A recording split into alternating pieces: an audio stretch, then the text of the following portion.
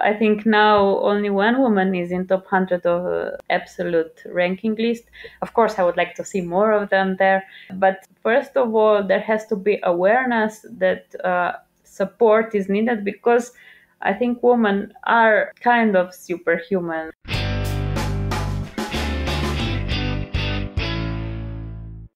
Welcome everyone to our first episode of our special FIDE podcast for the Year of the Women in Chess. My name is Lilli Hahn and I'm a chess player and chess enthusiast from Germany. Over the course of the next year, I will take you on a journey to meet some incredible and inspiring females in the world of chess. The podcast will be broadcasted monthly and is a collaboration between the FIDE Women's Commission, the German chess podcast Schachgeflüster, and the Chess Sports Association. Today's guest for our first episode is a 7-time national chess champion. She represented Slovenia as a national player in 11 chess Olympiads and 8 European team championships. She has a current ELO of 2,213. Besides being a successful chess player, she's also a lecturer and assistant professor at the School of Advanced Social Studies in Nova Gorica and worked on the interface of chess and psychology. She's also author of the book Improve Your Life by Playing a Game, which was published in January 2021. Let's welcome to our first episode of the Year of the Women in Chess podcast, Woman Grandmaster and Dr. Jana Krivec. Welcome, Jana. Welcome. I'm very glad and honored to be your first guest, Lilli. We're very glad to have you as a guest.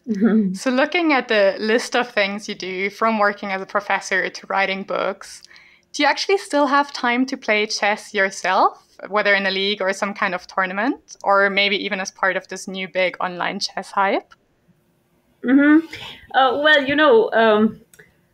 All these things goes hand in hand if you just know how to organize your activities correctly.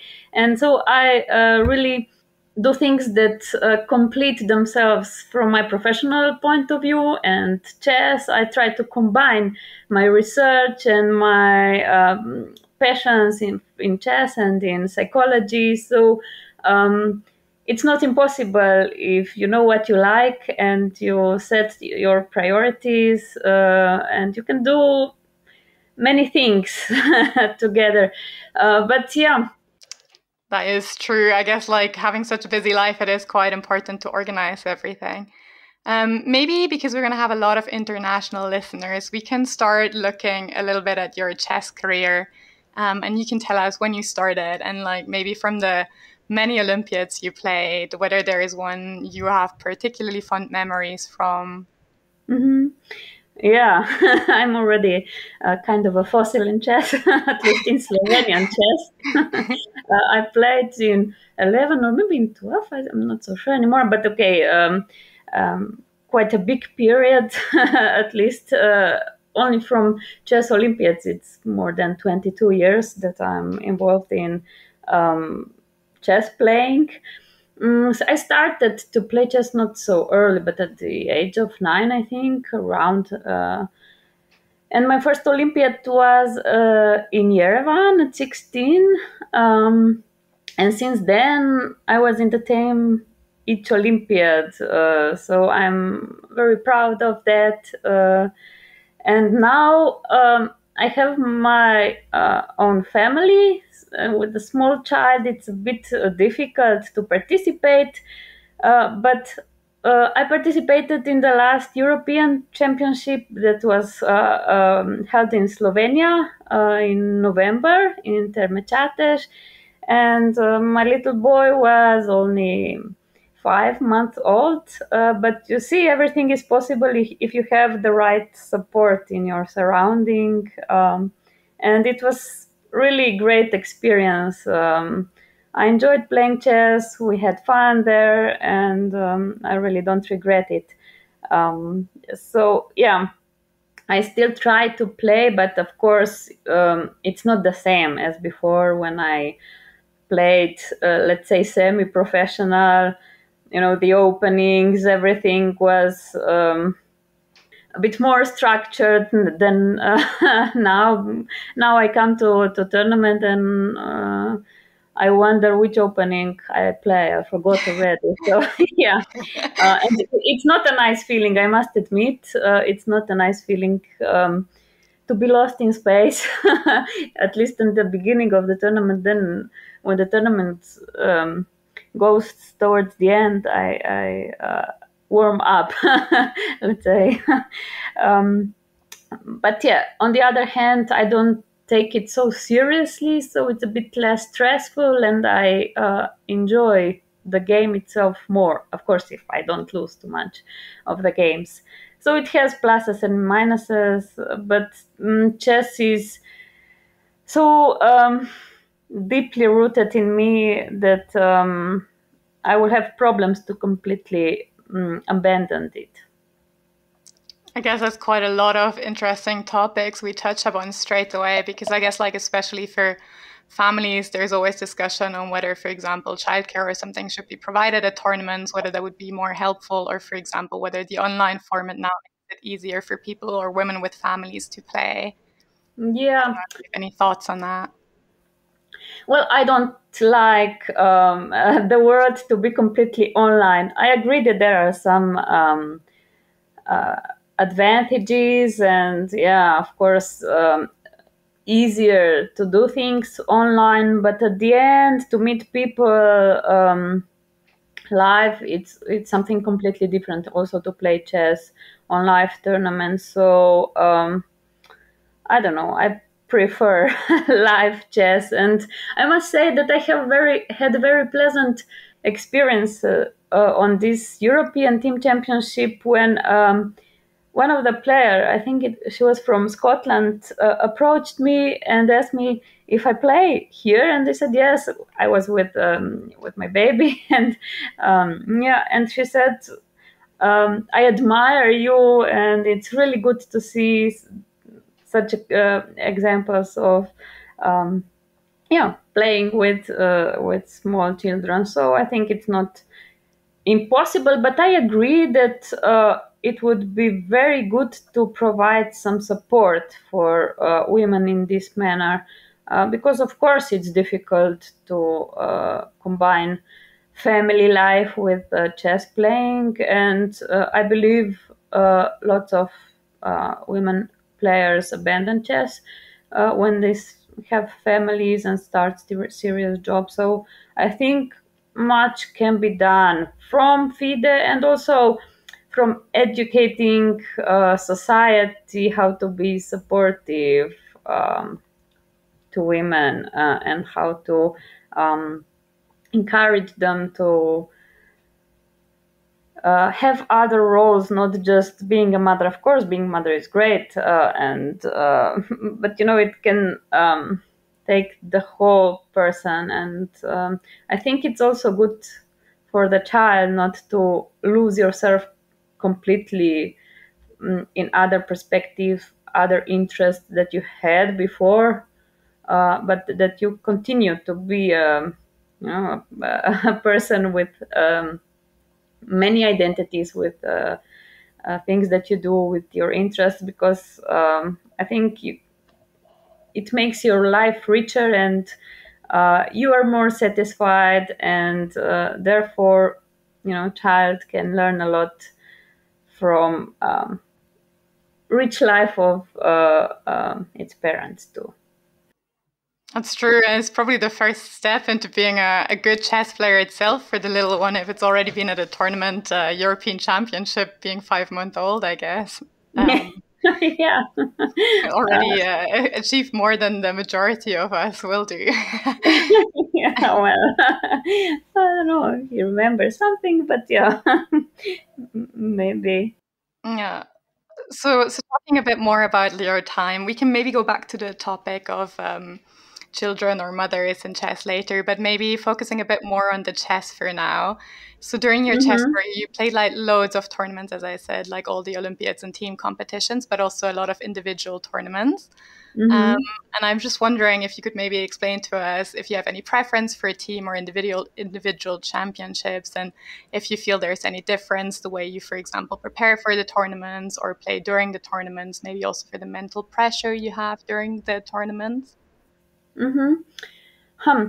I like to play team tournaments, but yeah, also individuals. But for me, team competitions have some additional level of joy. I don't know, but this is because maybe I was lucky, but um, in majority of the cases I was in a team where this team spirit was very good. We understood each other very well, and this is something that is very important when you play in a team, and this is something that can boost you as a individual player, or if there is misunderstanding between the players, it can be really terrible to play. It depends also what kind of the person you are. Some of the players are more individualistic, and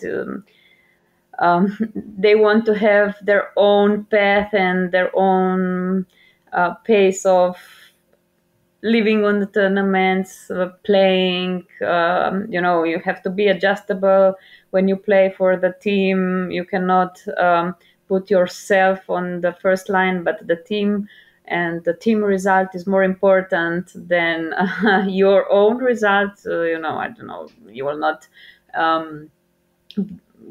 complain if you have black pieces a few times in a row, even though it's not very pleasant for you. But for some people, this is more difficult than for others. But I don't know. For example, even preparations are very important for team events, and I think the main goal of the team captains are that they prepare players and create this team spirit in the team. So it's not only about chess, maybe always, you can have some fun beside and not completely related to the chess game, and it can affect very positively on the chess itself at the end. You also need to be, supportive for your teammates, help each other. So this is very important. I think the biggest difference between individual competitions and team competitions. Of course, if you chase, for example, some norms, it's better to play individual tournaments where you can play for your own goal, and you don't have to adjust it to team result. So it's different. It is different, but it has its own pluses and minuses.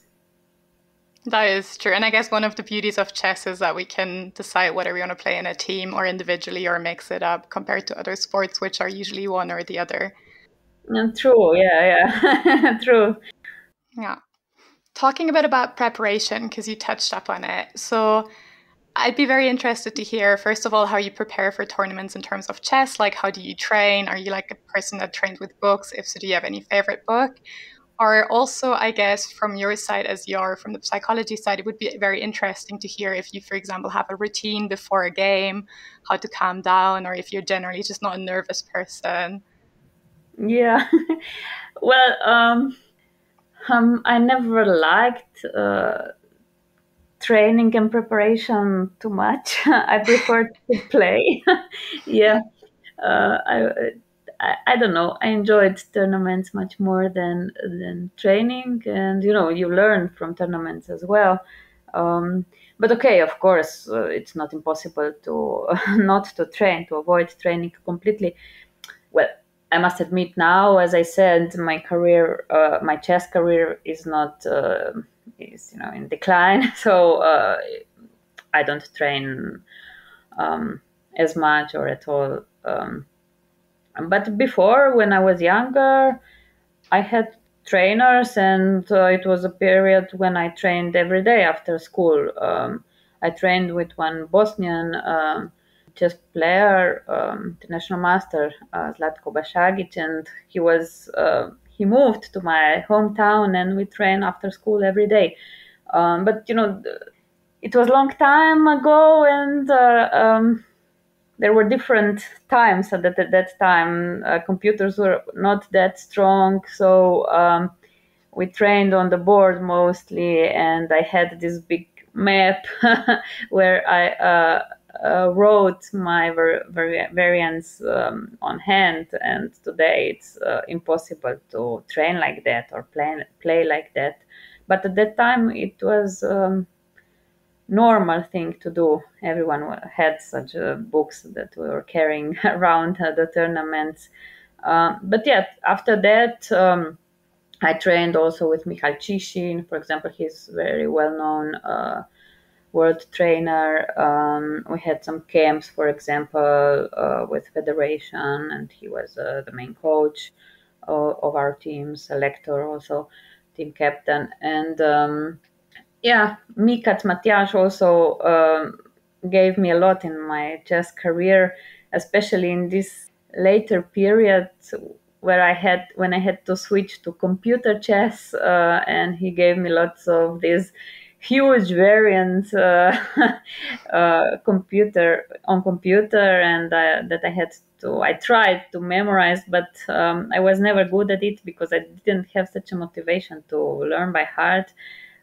So I had to repeat it every time over and over again before the game when I prepared on specific opponent. So I had different periods in my training.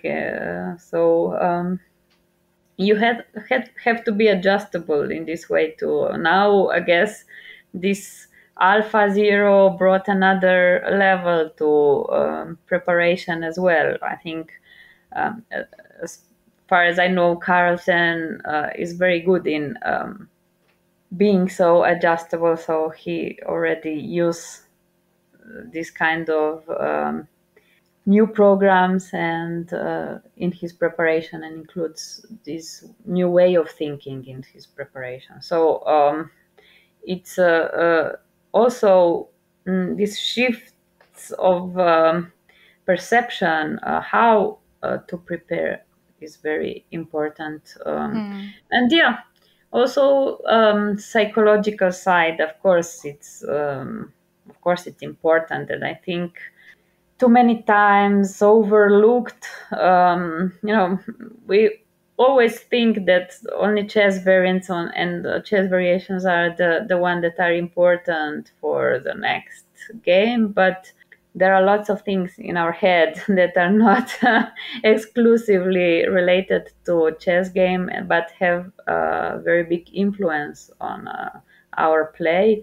And I was studying psychology, so whether consciously or not, I was combining these things and using some techniques, and That would have actually been my next question, because it's very interesting. Well, you clearly are a true expert in the interface of psychology and chess, and because you studied psychology at the University of Ljubljana, and then also for your doctoral thesis, you combined your passion for chess and your interest in psychology with a project that looked at cognitive information processing.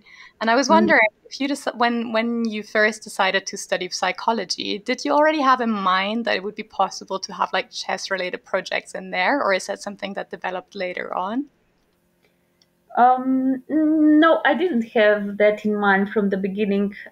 Actually, well, I can say that chess influenced my choice of study, but not in that sense that I wanted to combine the knowledge of chess and psychology. I mean, I liked psychology and these kind of topics, how human beings behave, what is behind our mind, but I really liked physical education and art at that time when I was finishing high school. But to enter that kind of studies, I would have to do some entrance exams, and I would have to prepare for them. And I didn't have time because I played chess a lot at that time. So psychology did not have that. Did not have that. So yeah, that was my next choice, and that's how chess influenced on the beginning. But then afterwards, I saw how many things from psychology can be applied to chess, and I was just seeing similarities when we had some topics on university. I said, okay, we have to do this in chess, in playing chess too. We have to learn this, and some things are natural to a chess player, but in reality people do not do that. It's a special psychological technique, for example, or something that has to be learned, but a chess player does it automatically if he wants to improve his chess game. And I did my diploma from the topic of chess, how chess players cope with stress in comparison to other people. Mm-hmm. And I did my PhD from domain of chess, because chess is really a good domain for research as well, because it has its own structure, strictly defined rules. It has the measure of expertise. And it's of course very rich game where you can find a lot of different psychological processes behind, like from cognitive, emotional, many things that derive from psychology. So I did, yes, my PhD from the field of cognitive psychology. I tried to understand how people process information of procedural type, and I try to understand it on the domain of chess. So yeah. The first thing I wondered when I saw that you did your doctoral studies in chess is whether it was easy or difficult to find a supervisor for this project, and for example, whether your supervisor was a chess player. Mm-hmm. No, not at all, because I was okay. My main supervisor on the faculty of psychology was not a chess player, but expert from cognitive psychology. But my second supervisor was from faculty of computer science, very well known expert. Ivan Bratko, he wrote one computer programming language, Prolog, but he's also very, very passionate chess player, also quite a good chess player. He had over 2,300 Elo rating at some point, and he was really enthusiastic in the team. He also he was a mentor of one previous girl that did some research on a chess game. So it was an obvious choice, and he really helped me with my developing my thesis. So I was lucky in this manner, and I also had a lot of colleagues who were very interested in this topic from computer science, Matej Guid, for example, and he also helped me with developing computer programs that I used in my PhD. Very interesting. So there seems to be quite a bit of research out there combining like psychology and chess. Yeah, and computer science. True. In my case, there are quite a lot of researchers, yes, on this field. And is that kind of something you did for your doctoral thesis, but now moved on to other things? Or is chess still one of the topics you do research on nowadays?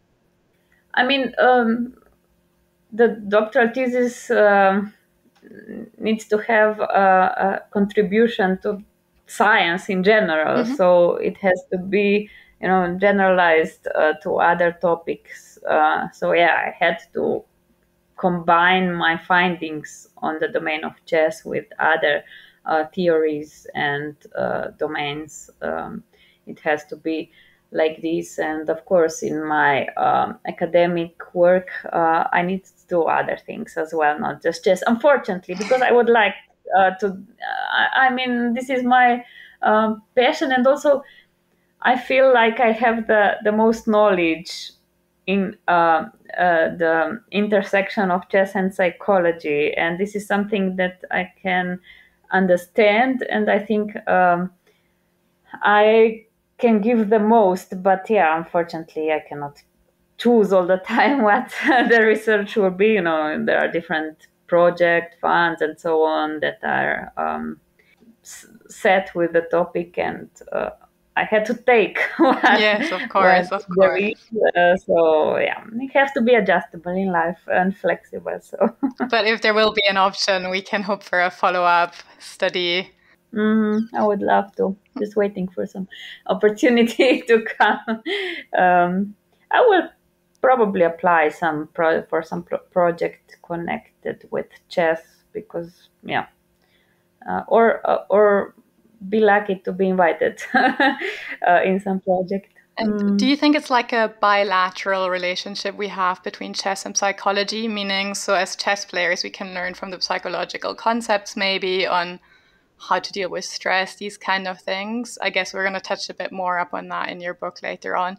But then I guess also what you did for your thesis, that we can like use chess as an example in psychology for cognitive ideas or... Yes, exactly. This is the main point that I think people are not aware how chess as such a rich game can be the true polygon, you know, to learn things that are really important for life in general. Um, this is something unique, I think. I mean, you can learn from each activity that you do if you pay attention to the process itself and understand what is behind, what psychological concepts are behind particular activities, what needs to be done. I don't know, like goal setting, motivation, and stuff like that. But chess is so rich that it surpasses other activities, you know, and we can learn things on unharmful way, you know. Also, if something goes wrong, if we lose a game where we tried something new, some new approach, some new concept that we'll learn, it's still not the end of the world. I mean, it's a game after all, and it's really good polygon to train things and uh, to see. It gives us, you know, quick feedback if we are doing something in the right direction or not. We can learn a lot from a chess game if only we pay attention and understand what we are doing, what is behind particular action, particular move, particular game. We try to understand why something happened, why we are stressed, why we are afraid, how can we cope with it, what can we do differently, what do we need to train good, to play good, to feel good after all. So yeah, I think it's a perfect combination if only we know how to use it. And I think there's not enough awareness of this in general public. I mean, chess is more and more popular in a sense of educating children. There are a lot of countries where chess is elective subject in elementary school, but I still think that people see chess mainly as something that is used for developing like mathematical skills, mostly mathematical. Oh, you're a chess player, you have to be good in mathematics. But it's something that is obscure, so it's not the main thing that chess develops. Even though it develops mathematical reading skills, but it's also, for example, very good therapeutical mean. because it's something that you can project your feelings through the figures, the chess pieces, the chess game, and you can express your feelings through the chess pieces, for example. And also, for example, for people with some kind of special needs like ADHD or autistic spectrum children, chess is a wonderful tool to approach them. So yeah, it can socialize people. It is, for example, there are lots of research where chess was used in prisons or with socially deprivileged children, and it was proven to be a very good mean to improve these things. And for example, for older people, for cognitive reserves, it develops these cognitive reserves very well. And I mean, also for different addictions or rehabilitation programs after strokes and so on. Yeah, maybe that's something to lead over to your book, because that's all topics you touch up on your book as well. Mm-hmm. So your book was published last year, and it's called Improve Your Life by Playing a Game. And I guess it's aimed to be a guide to explain exactly what you just said on how you can use skills you learn in chess to apply them broader to your life. And I had a look at the book. It's very nicely illustrated, and it's set up in chapters like goal setting. And the first thing I wondered is like, what's the best way to work with the book? Do I go from the front to the back, or do I choose the chapters which I think are relevant to me? Yeah. Well, first, I would like to thank again Thinkers Publishing, who made this possible for me. And yes, I wanted to write a practical book. I think, firstly, it's nice to read it from the beginning, but I would really love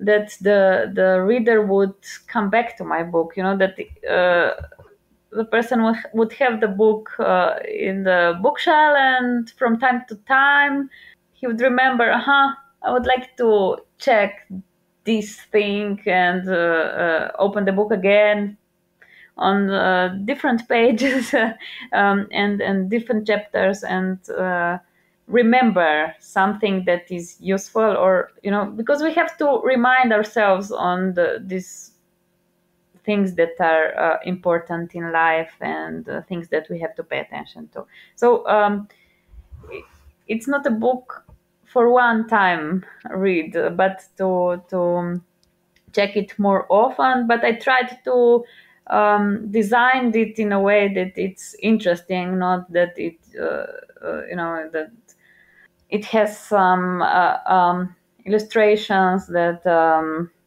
explain the concepts in brief. That it is also equipped with some exercises with minutes for self-reflections, where I try to provoke the reader to think about the concept and itself, and how the reader uses this concept in his life, his way of living. So this reflection, I want to provoke the thinking about the topic that I think is important in life, the skill that I think is important in life.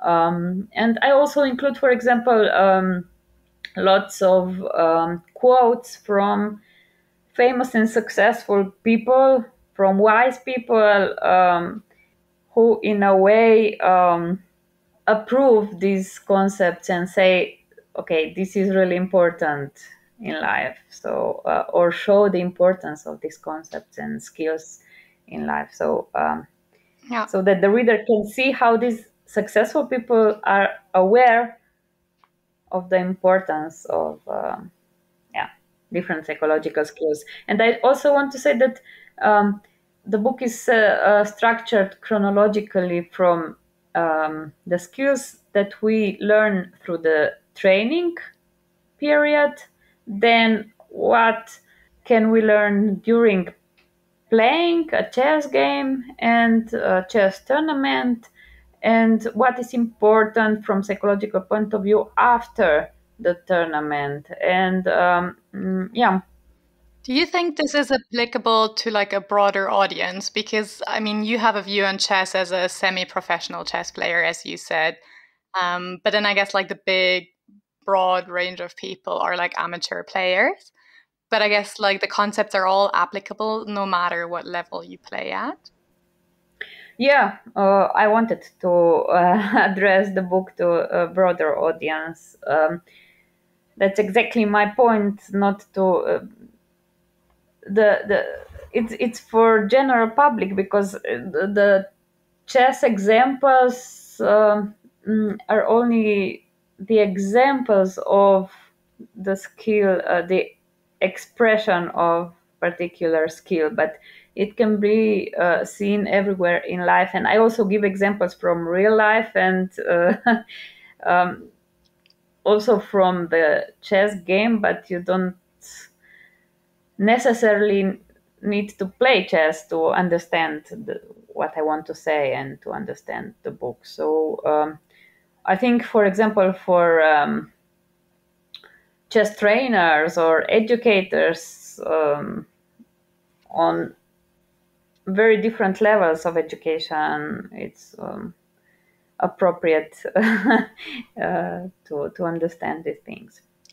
Do you think there is a difference between chess and any other sport, though? Because, like, I guess at most other sports, you also have the training component and the analysis after the game. Do you think chess has like a special standing compared to other games to learn like easy lessons from it? There are some similarities, and there are some things that can be learned also from each activity that you devote yourself in life to.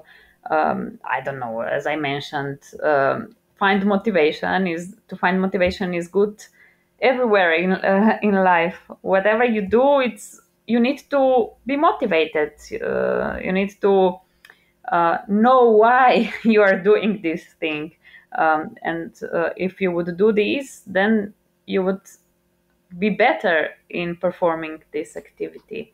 But for example, in chess, when you open the chess informant or chess encyclopedia, someone would say, okay, you can never learn these by heart, but if you are motivated enough, things can be done. Or for example, goal setting, it's science by its own. How to set appropriate goals. It's also very generalizable, and you can use these everywhere in life, in every sport or other activity that you do. Or for example, how to accept the concept of delayed reward, something that is very important. Or how to fight, for example, how to never stop exploring, because a lot of people, for example, just learn something new. They learn a bit and they think they know everything, and they are satisfied with that, and they are very confident usually in what they know. But in reality, this is not the genuine confidence, because your level of knowledge is very low, and you need to learn a lot more to be a real expert with true confidence. And in chess, of course, this is very visible, and it's also called, for example, Dunning-Kruger effect, when you can make lots of stupid mistakes when you think you know everything, but in reality you don't. And the process of gaining knowledge can be very painful, because you start to realize that you don't know as much as you thought you know, and stuff like that can be very painful in real life. And a lot of people can drop some activities, and they don't have the will to continue, for example, to learn and to put the energy in developing this skill.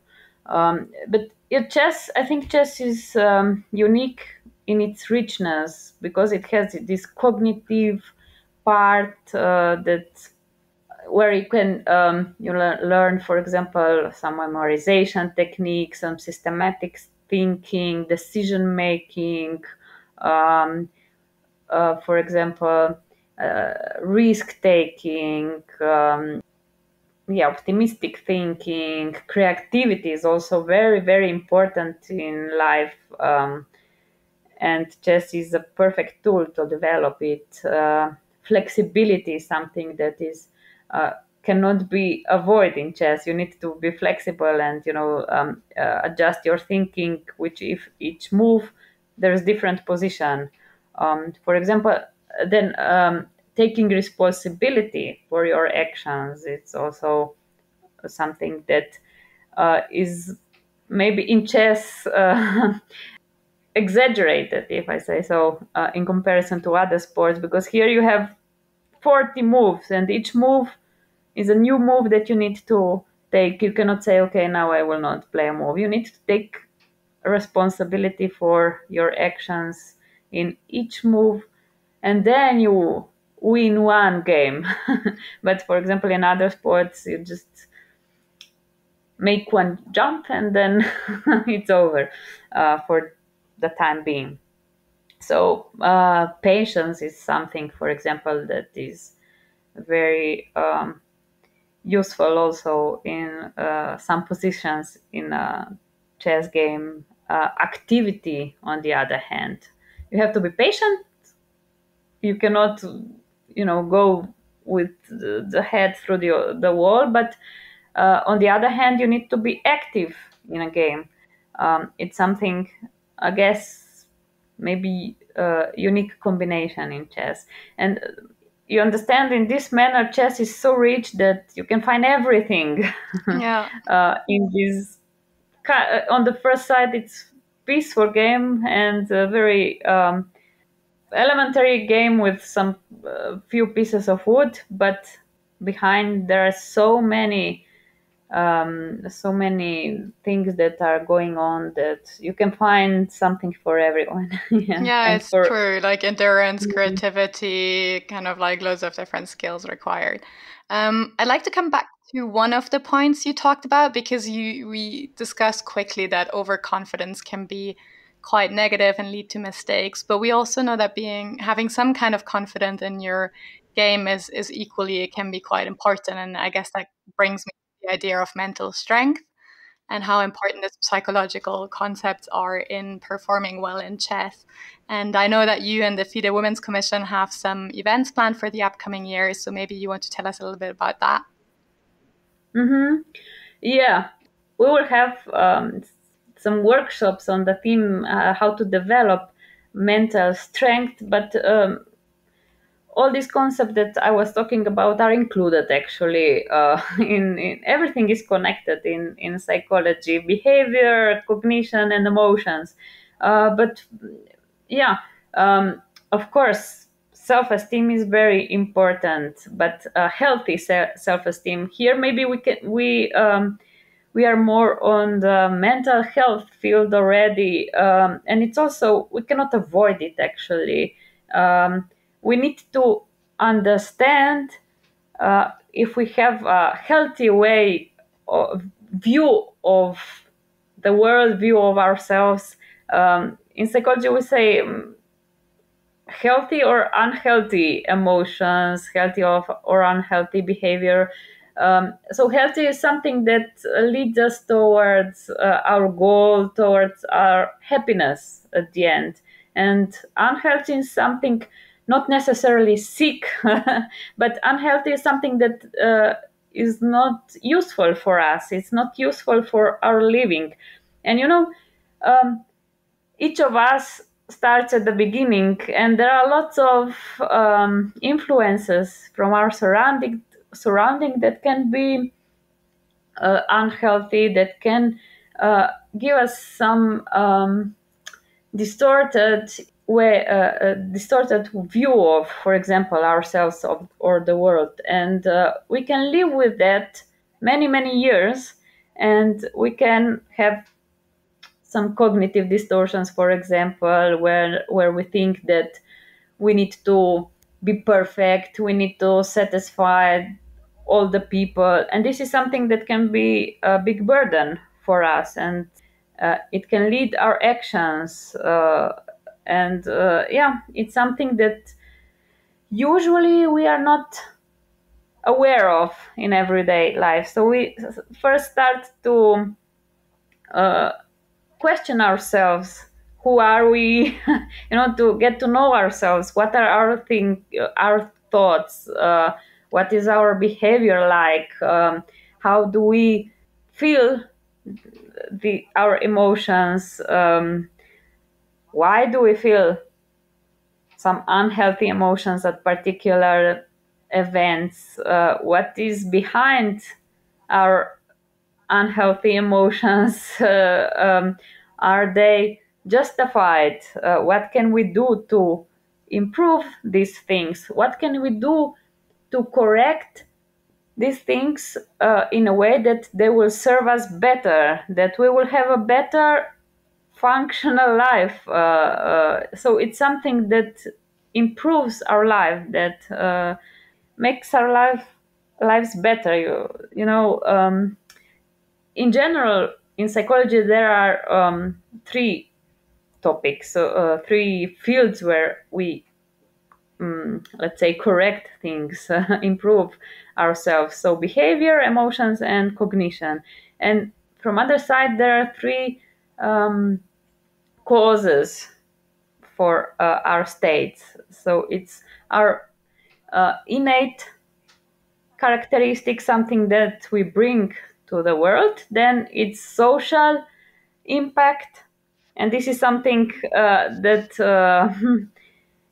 it's not in our power to change, but we have the power. This is some activity. We have the power to choose what we will do with the social surrounding, and what action will we take, what decision will we make at particular moment. And at each moment in life, we can choose our further path. And what we need to do is understand our past, understand maybe the negative influences that from surrounding that influenced our lives, and we had to leave them behind and use our powers to live better life that is ahead of us.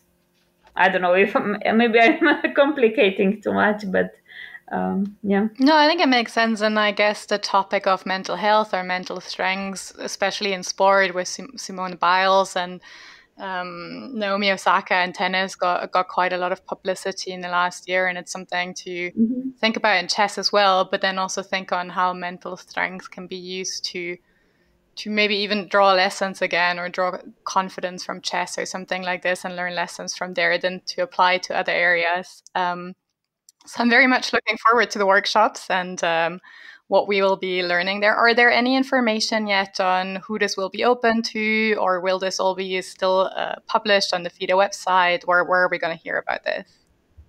Yeah, we do this with Commission for Women Chess. So yeah, women are mostly welcome, but I think it will be open to everyone.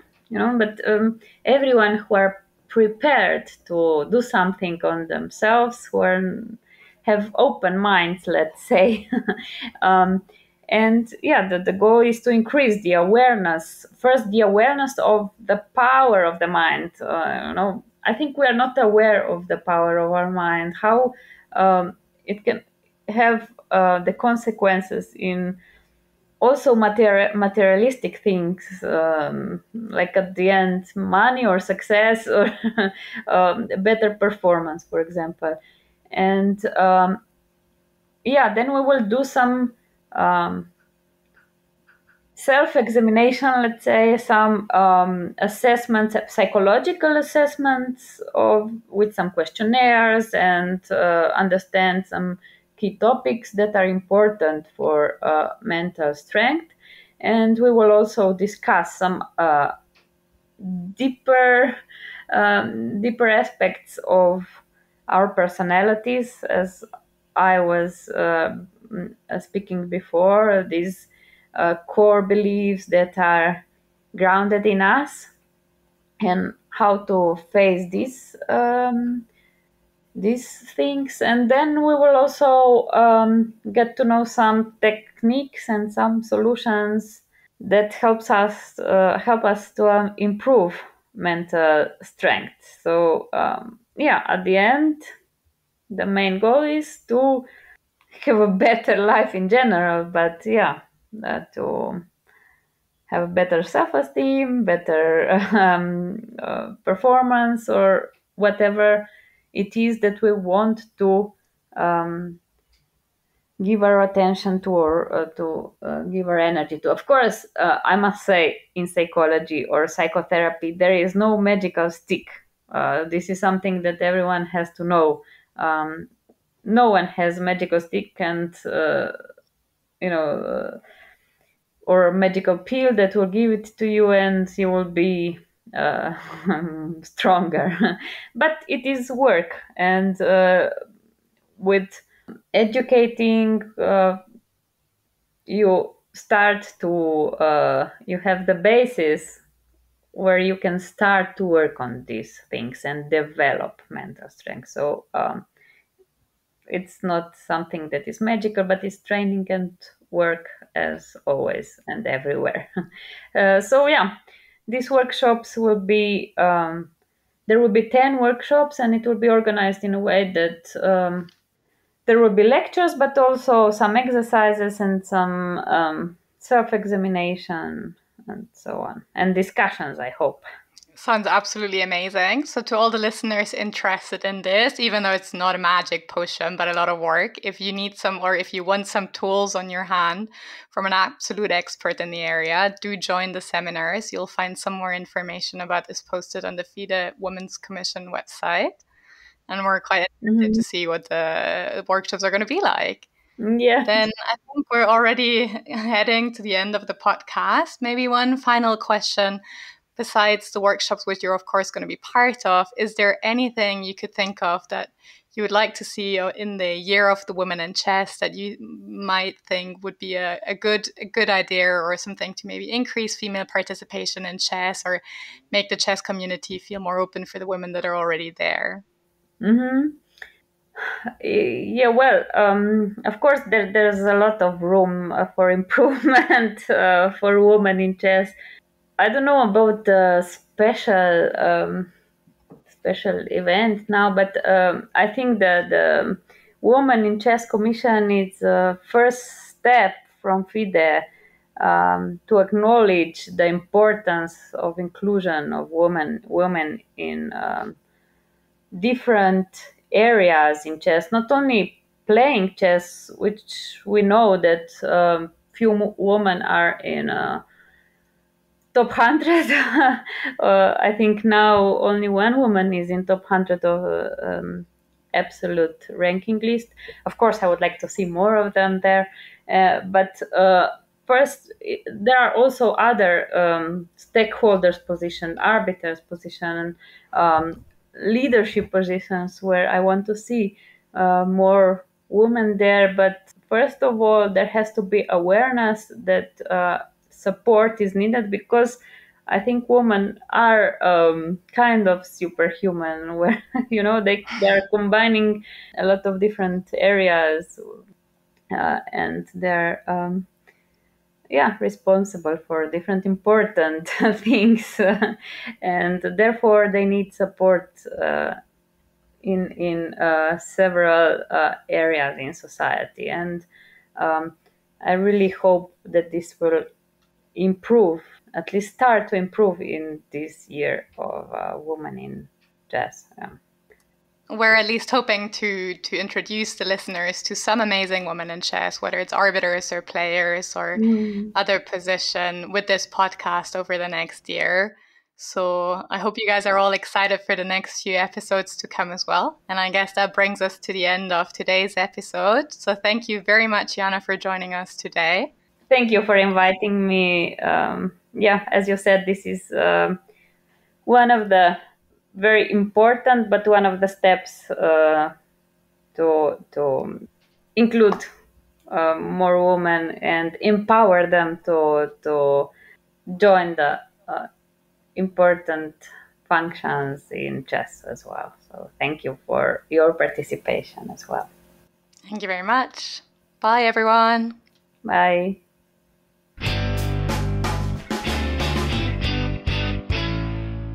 Hello, dear chess friends. I hope you enjoyed this interview as much as I did. My name is Michael, and I am the regular host of the German chess podcast Schachgeflüster. I would like to thank FIDE and the Chessbots Association for this cooperation. It is our common goal to help more women practice our beautiful sport and also to strengthen the representation of women at all levels of chess. The interview guest for the next episode has already been determined. It will be Jennifer Shahadi, and I am really looking forward to it. See you then, and best regards.